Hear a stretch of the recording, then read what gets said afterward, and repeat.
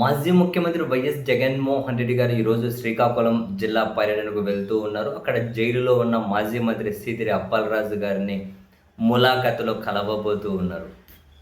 అయితే ఇక్కడ ఒక విషయం ఇంట్రెస్టింగ్ ఏంటి అంటే, సీదిరి అప్పలరాజు గారికి జగన్మోహన్ రెడ్డి గారు ఖచ్చితంగా ఒక హై ప్రియారిటీ ఇస్తూ ఉన్నట్లే కనిపిస్తూ ఉంది.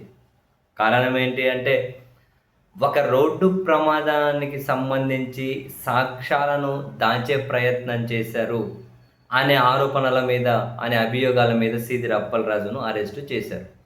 వాస్తవానికి దీంట్లో వాళ్ళ కొడుకు A1గా ఉన్నారు, ఇంకో A2గా ఉన్న వ్యక్తి, వీళ్ళిద్దరికీ కూడా బెయిల్ వచ్చేసింది. సీదిరి అప్పలరాజుకు బెయిల్ ఎందుకు రాలేదు అంటే, ఆయన మీద వేసిన కస్టడీ పిటిషన్ విచారణలో ఉంది, అందుకని బెయిల్ ఇచ్చినట్లేరు. A1 A2కే బెయిల్ వచ్చిన తర్వాత ఈయనకు కూడా రేపు మాపో త్వరగానే బెయిల్ రావచ్చు. అండ్ ఇది నిజం చెప్పాలంటే ఒక సాధారణమైన కేసే. బట్ ఒక సాధారణమైన కేసును కూడా ప్రభుత్వం కక్షపూరితంగా వ్యవహరించి అరెస్టులు చేస్తుంది అని చెప్పి, బహుశా ఈ సంకేతాలు రాష్ట్ర ప్రజలకు ఇవ్వడం కోసం జగన్ గారు వెళ్తూ ఉన్నారా? లేకపోతే పార్టీ నాయకత్వానికి నేను అండగా ఉంటాను, పార్టీ నాయకులకనే సంకేతాలు ఇవ్వడం కోసం వెళ్తూ ఉన్నారా? తెలియదు. కానీ నేరుగా జైలుకు వెళ్ళడం చాలా ప్రియారిటీ. మొన్న విశాఖపట్నం పోయినప్పుడు కూడా ప్రత్యేకంగా సీదిరి అప్పలరాజు గారి కేసును ప్రస్తావించారు. ఈరోజు జైలుకి వెళ్తూ ఉన్నారు. ఎవరు అవునన్నా కాదన్నా ఇది హై ప్రియారిటీ ఇస్తూ ఉన్నట్లే. ప్రభుత్వం వైపు నుంచి విమర్శలు ఏమొస్తూ ఉన్నాయి?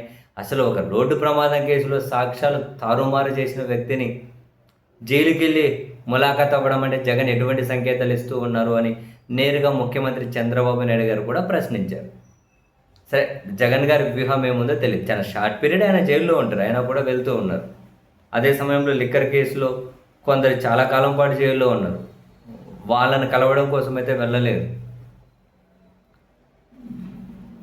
సరే, ఎనీహౌ జగన్ వ్యూహం ఏదైనా కానివ్వండి. బట్ మరొక వైపు ఈరోజు జగన్ పర్యటన అయితే ఖచ్చితంగా వైసీపీ శ్రేణులను టెన్షన్ పెడుతూ ఉంది.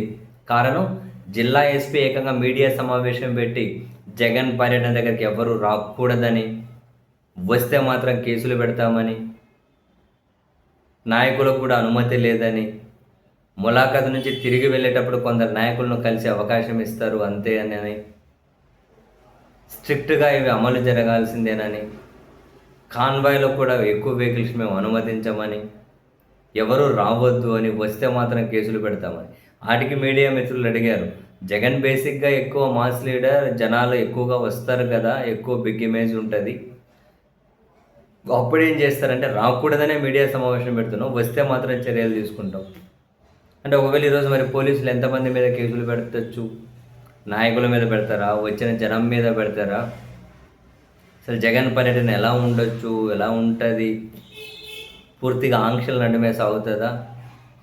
జనాలు పోటెత్తుతారా? పోటెత్తితే కేసులు పెట్టకుండా ఉంటారా పోలీసులు? ఏమో, ఏం జరుగుతుందో చూడాలి.